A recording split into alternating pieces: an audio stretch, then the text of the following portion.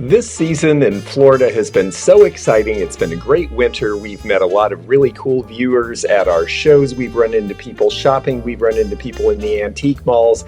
And we haven't forgotten you folks who can't get to the warm, sunny weather because we did our regular flight of 20 items on eBay.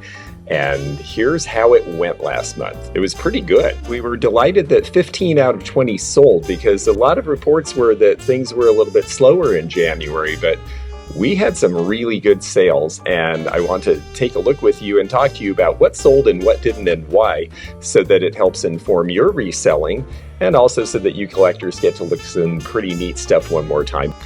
This piece went for $9.99, and these just don't sell for a ton anymore, but I still really like them. This one is from 1932. It probably should have sold for a little bit more, but it sold at the very last minute, and I was happy to see it go to somebody who really liked it. 1932 was a really bad year in the Depression, so these are some of the scarcest of the Bing and Grondel Christmas plates that first came out in 1895. Following the Danish tradition, Yule often means Christmas Eve, and that is the day that you take cookies to your neighbors and friends and say that you made special plates to take the cookies around. And that's where all of these Christmas plates that all these other companies did originated, was from that Danish tradition. And here is a really cool one. This is the lifeboats at work. It's a very dramatic thing happening at Christmas. Some people don't get Christmas off because they've got to make sure that people are safe and taken care of. This, on the other hand, went for significantly more than the silver value, and I was pleased with that. This is the Moscow 1980 Olympic sterling set, and these are all 24 coins. These represented various sites at the Moscow Olympics. They're a little harder to find than you might think because Moscow, of course, was very interested in selling these to raise foreign currency, and then we and 65 other countries withdrew from the Summer Olympics because of their invasion of Afghanistan. We seem to have a pretty tempestuous relationship with Russia, and it doesn't seem like it's getting better lately either. So I think things coming out of Russia are going to, again, be hard to get in the United States. But there is definitely interest. This went for $481 on 26 bids. Coins definitely are the most collected single category of item, not just in the United States, but probably in the entire world. This is a JJ pin, and I am so glad to have discovered that JJ, I'm sad that they are out of business, but they had a really good designer working for them. And because of that, the JJ pins are starting to really sell. After I sold this one online, I was at the antique show in West Palm Beach, and I had a fellow from China who came with his camera live, showing every JJ pin I had to people in China, and a bunch went there. So this is now a firm and a maker worth looking for. They're not very expensive because they just went out of business a little over, I think 18, 17 years ago.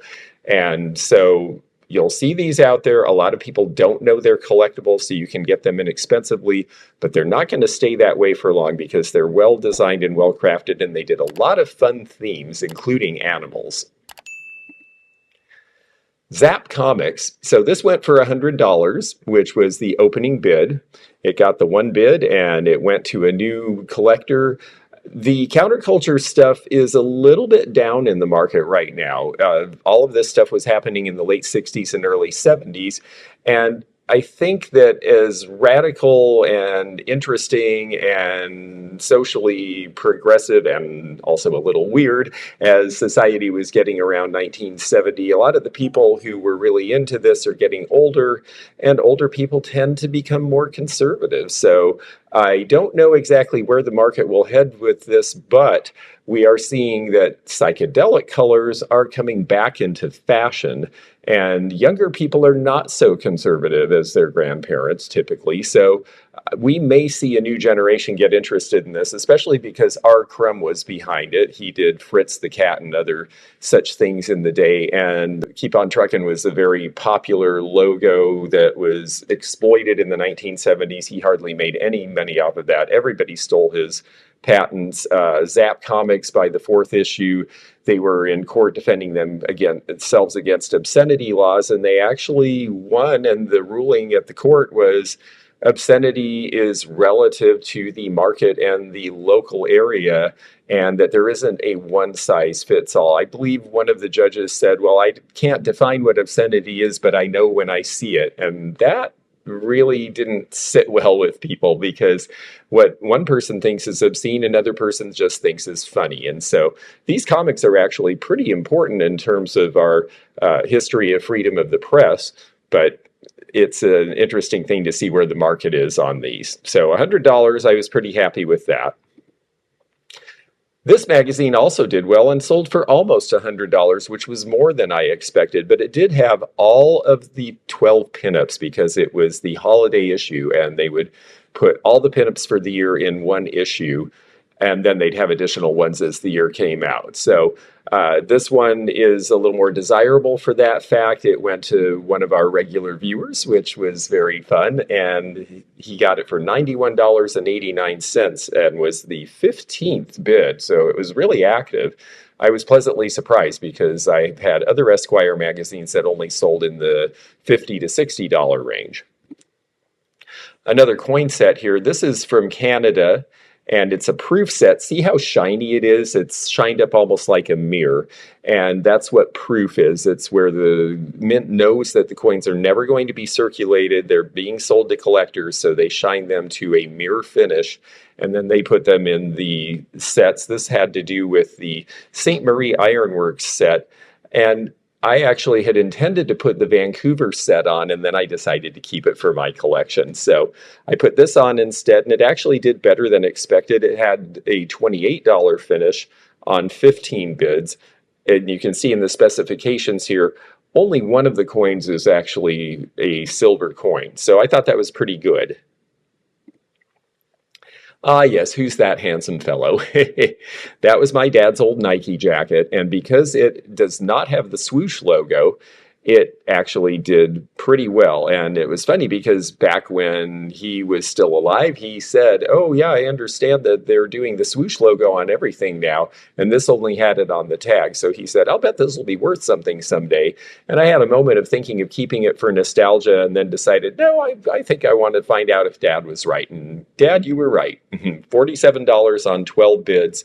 The swoosh itself was a very interesting development because the woman who developed the first swoosh was a graphic art student, and Phil Knight paid her $35 to do it. He made it right with her after they became big and famous and gave her a bunch of shares, which were worth a few $100s at the time and now are worth millions, so she turned out just fine too. This went to a viewer of mine who I got to see at an appraisal fair in Florida, and she brought some really neat stuff. She's got a pretty cool collection, and she likes bright and colorful. This is a Dala horse, and this particular one is around 1980, and we were able to identify which of the companies made it. That's the Dala Hemslöjd. I hope I'm pronouncing that anywhere close to right, but these are based on the Dala horses from Mora in Sweden, which were a folk art tradition going way back, and there's Mora painted on the front.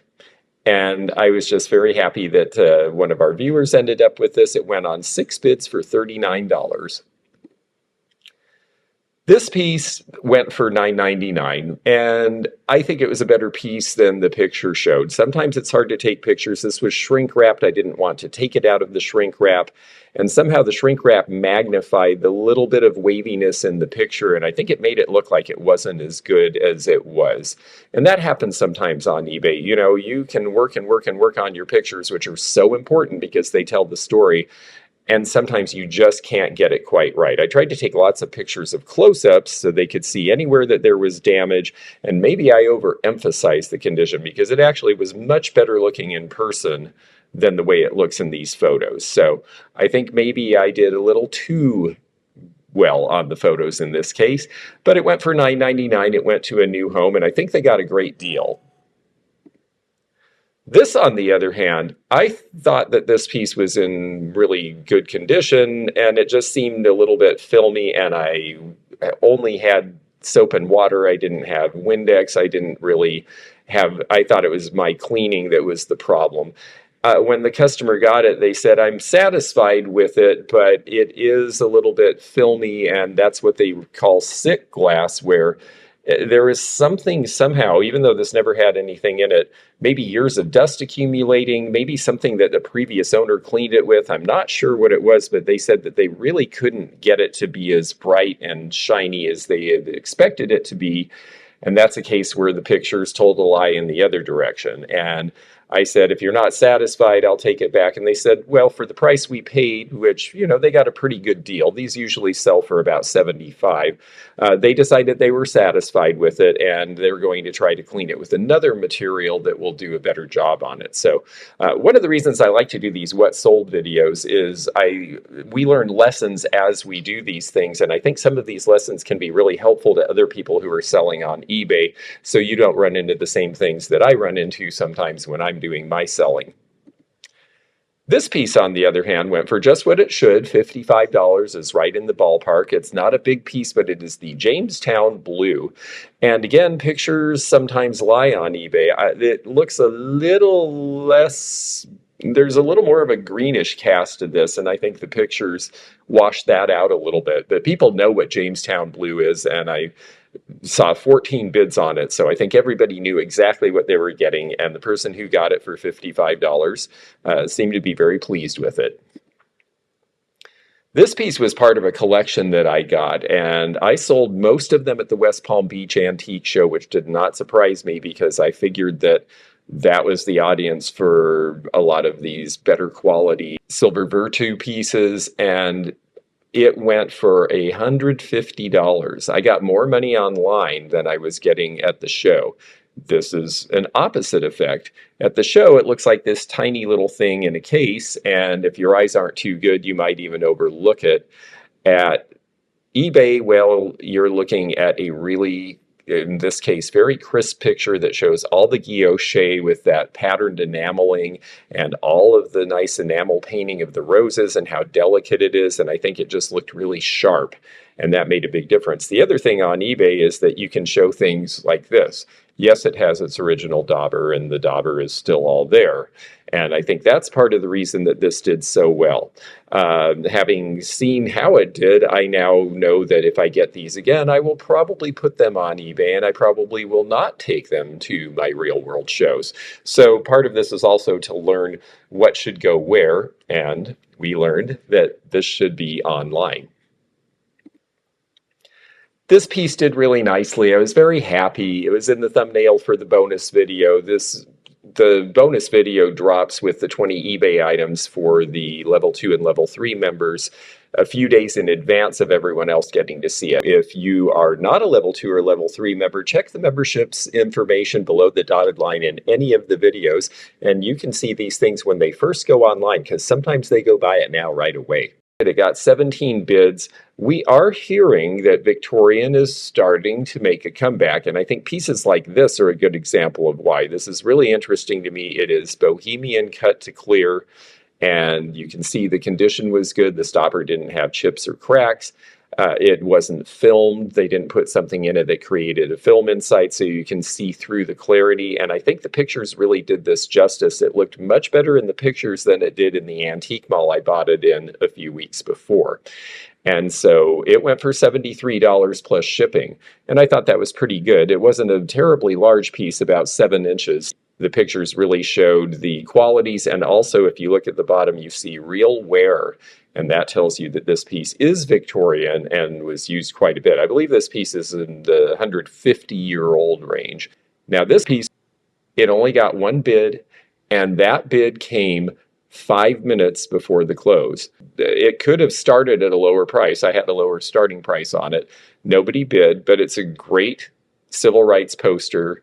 It's one of the most dramatic of the civil rights posters that Danny Lyon made, and this is based on the 1963 March to Washington.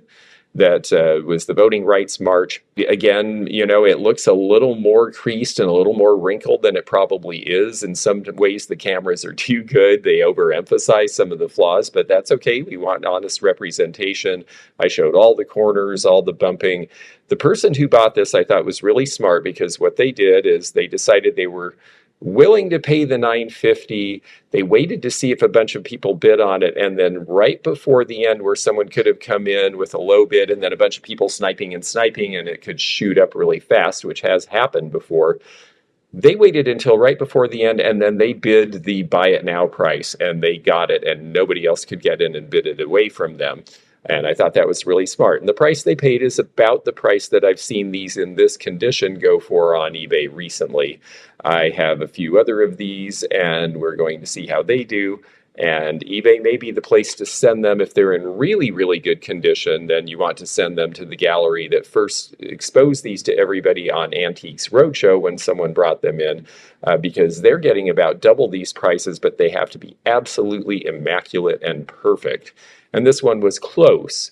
This one was owned by a friend of mine who was a freedom rider in 1963 and had some really amazing experiences as a 20-year-old seminarian, and it really changed her life. And thanks to people like her and the people who marched on Washington, it changed a whole lot of people's lives. This was the first thing that sold, and this went on a buy it now, and this went to a level 3 viewer who saw it first and was able to buy it before anyone else could get to it. And that is one of the perks of membership. And this was a really cute piece. This was from my mother's collection. It's acrylic from the 50s. It's carved. It had the great Google eyes. It's just fun. And the person who got it is someone that I really enjoy seeing in the chat and in the comments. And I was very happy that it went to her, because she's been very generous with me over time, not just with her support of the channel, but she sent me a few little gifts and things to sell. So I was glad that I could return the favor by getting this to her. It's just a wonderful piece.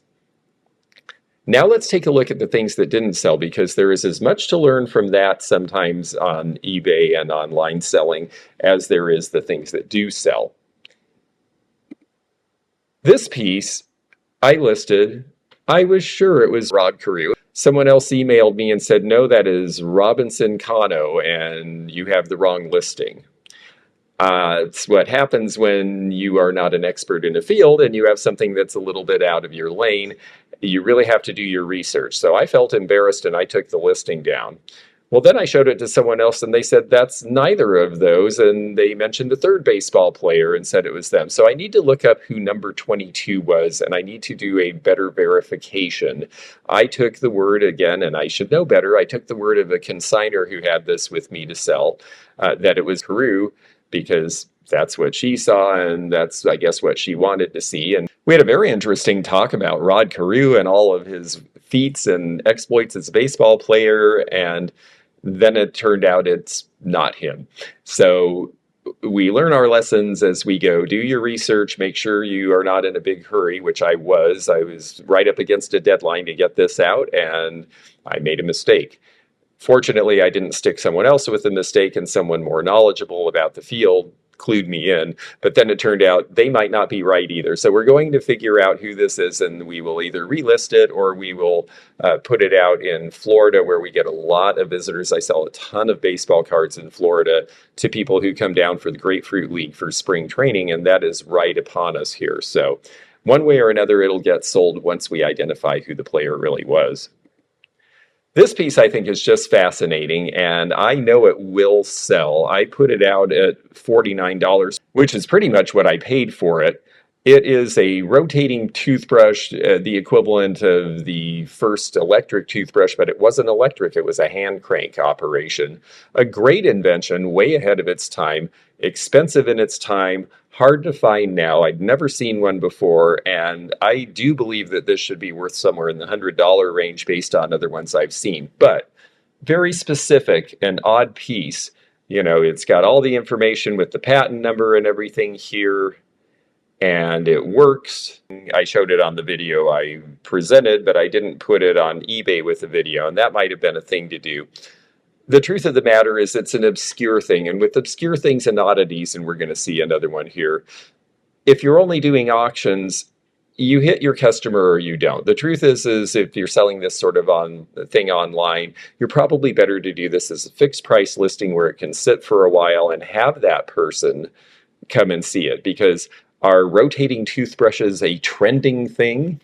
Well, no, because there's not enough of them for them to be a trending thing. It's a very specific thing for a very specific collector. But we will find that collector, I have no doubt.